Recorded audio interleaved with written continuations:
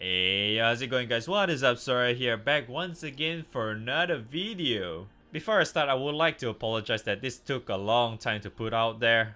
I wanted to, test it out myself as much as I can before I actually, make the video and stuff. So today I'll be covering the Akasha's weapon set, the Hollowsky weapons. These weapons will be categorized separately and I'll be talking about them individually. And please keep this in mind that this is not a guide. These are just my thoughts and opinions based on my experience on using them these past few weeks since it was released. Without further ado, let us begin. What are Akasha weapons? They are weapons which you can exchange through Shiro's shop that requires several hollow keys along with relic shards. Hollow keys can be found by killing off Akasha, and the relic shards are from either Akasha itself or just do the old-fashioned AJ Halo that you guys did for your eternal full break grind.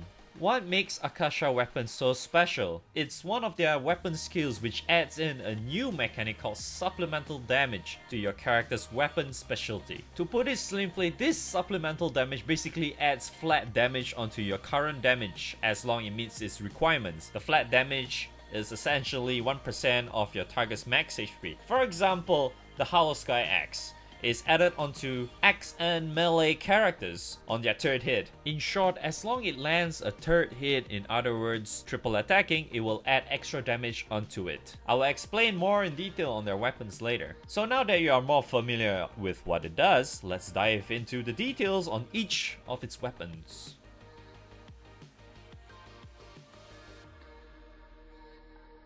First off, we have the Hollowsky Spear. This spear is fire element and catered to only spear and katana proficiency characters. Its Ogi provides revitalize up to 3 turns, heals 500 HP at the end of the turn, or boosts 10% of your charge bar if your HP is full to all allies. As for its weapon skill, it provides 20% boost to spear and katana specialty allies' attack, along with 10% of the same allies' HP. Once it's full limit break, it will provide extra drain.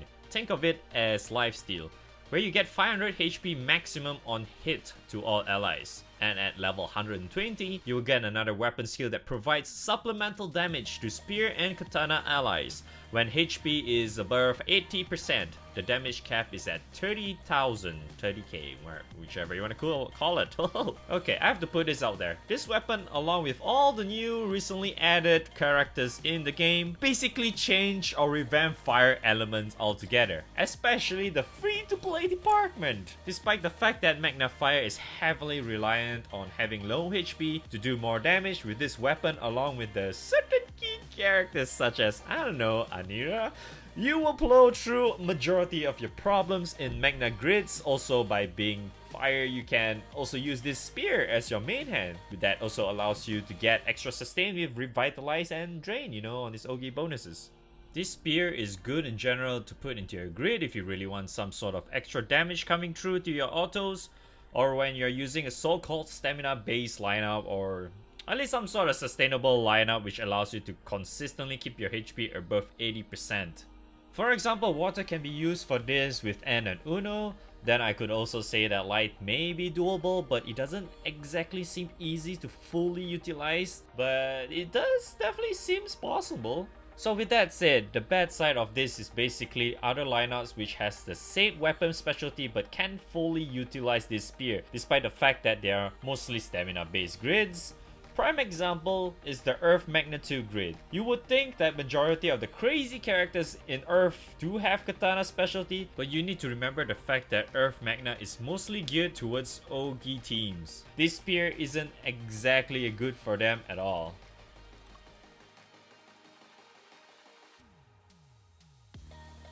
Onto the Hollowsky Staff. This is very likely the weapon I have the least good things to say out of the 5. This staff is water element and catered to only staff and heart proficiency characters. Its Ogi provides 20% water attack up to all allies. As far as weapon skill, it provides 20% boost to staff and heart specialties allies' attack, along with 10% attack for the first 10 turns of battle. Once it's full limit break, it will provide extra high voltage attack and defend up, to all allies. And at level 120, you will get another weapon skill that provides supplemental damage to staff and or harp allies' attack based on the MC's number of buffs. The damage cap is at 30,000. Alright guys, I'll be honest with you here. I have not tested this. Nope, I have not tested this because it looks really bad.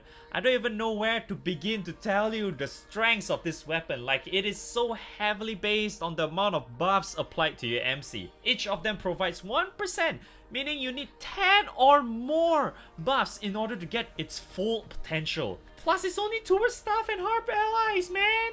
The only ones I would say that would use stuff at most are light and water lineups. But these days, light doesn't even focus on just stuff anymore, let alone water. Let's be real here. I'm sure you'll be using Kango lineup with Bonito for water majority of the times anyway, because you can just go brain dead and multitask other games with it, or I don't know, whatever, you know, those things. Anyway, jokes aside, I really think that this is the worst weapon out of the 5. Not only it lacks the characters to synergize well in each element for its weapon types, the second weapon skill only applies for the first 10 turns of battle. Like, after that, you don't even have that anymore. Meaning if you drag the battle longer than 10 turns, it is practically useless. If you really want a short battle setup, you would just go for the Kango setup anyway, right? What the hell, dude? At this point, it's really hard to say how much use you can really make out of this staff. Maybe in the near future, we may have more weapons or characters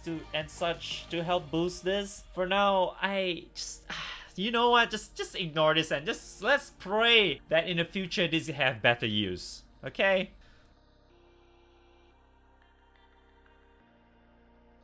Now we are on to the Hollowsky axe. This is one of the powerhouse weapons out of the 5. This axe is earth element and catered to only axe and melee proficiency characters.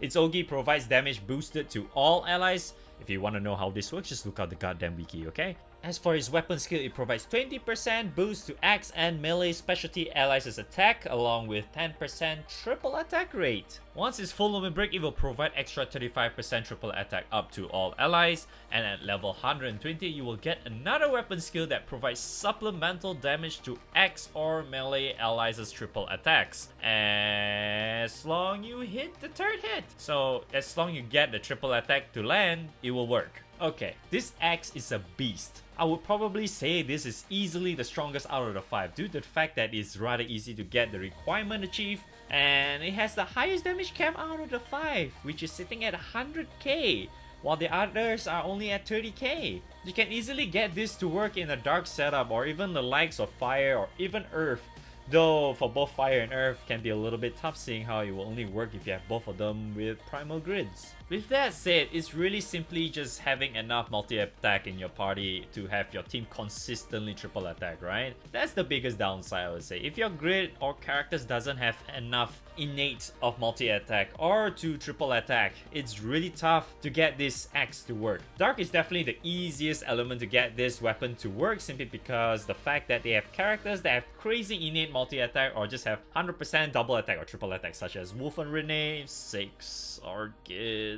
to name a few, you know.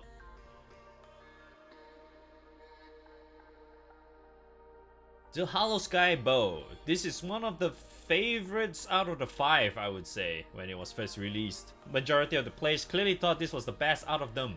It might just be. This bow is light element and catered to only bow and gun proficiency characters. Its Ogi provides 5% damage cap to all allies for 3 turns. As for its weapon skill, it provides 20% boost to bow and gun specialty allies' attack, along with a big boost to critical rate, which is around 10% chance of dealing extra 45-ish% more damage. Once it's full lumen break, it will provide extra critical hit rate up to all allies, which is around 60% chance of dealing 30% more damage for up to 3 turns. And at level 120, you will get another weapon skill that provides supplemental damage to bow or gun allies' critical hits, which is up to 30,000 damage cap. So how does this work? In short, as long as you land a critical hit, it will provide you the extra damage. Fairly simple requirement, isn't it? Cause, yep, it is!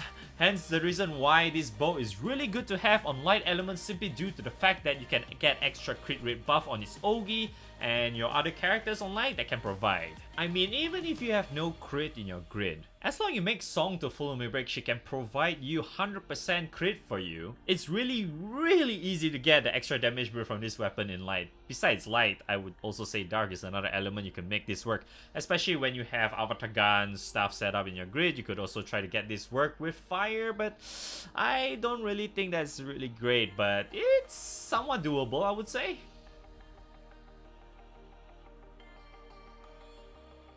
And finally, we have the Hollowsky Blade, the weapon which is very likely to be on everyone's minds because it is catered to a certain weapon type that majority of the players uses. This sword is a dark element and catered to only sword and dagger proficiency characters. Its Ogi inflicts 10% debuff resist down, which is stackable up to 30%. As for its weapon skill, it provides 20% boost to sword and dagger specialty allies' attack, along with 10% debuff success rate. Once it's full limit break, it will inflict 10% attack and defend down, stackable up to 30%. And at level 120, you will get another weapon skill that provides supplemental damage to sword or dagger allies' attack based on the number of foes debuffs, which is up to 30,000 damage.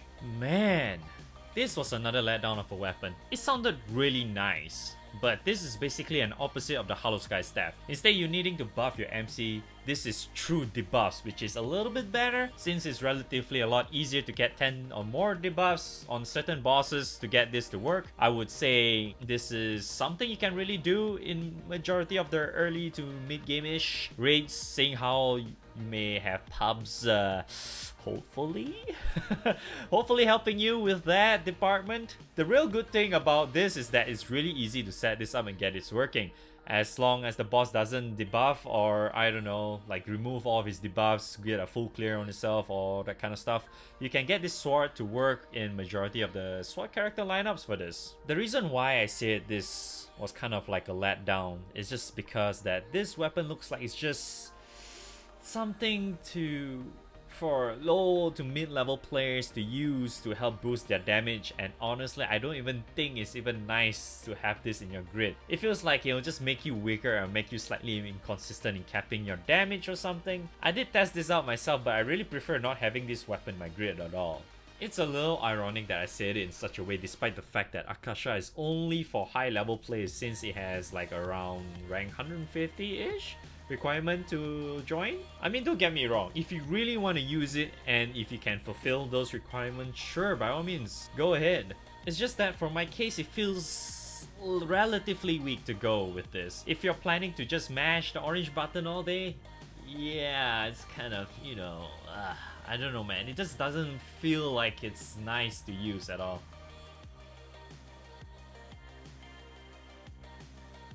Alright, let's wrap this up. So anyway, out of these 5 Hollowsky weapons, only the axe, bow, and the spear are the really nice ones. The sword and the staffs are a little...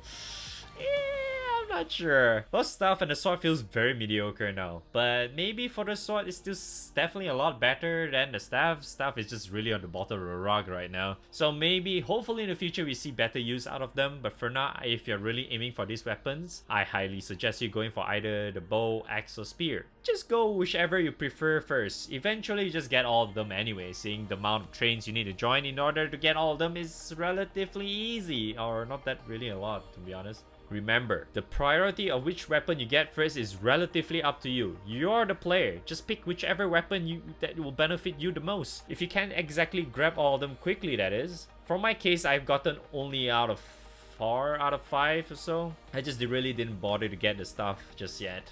And so that's it for my thoughts or opinions on the Akasha weapons. Hopefully you find this helpful. If you did, make sure you hit the like, hit the subscribe button, and comment below on the which waifu or husband you think you get this weapon to work with.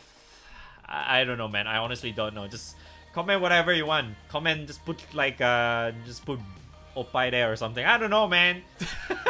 Anyway, thank you guys so much for watching. Hopefully I get to see you guys on the next video or on stream. See you around, guys.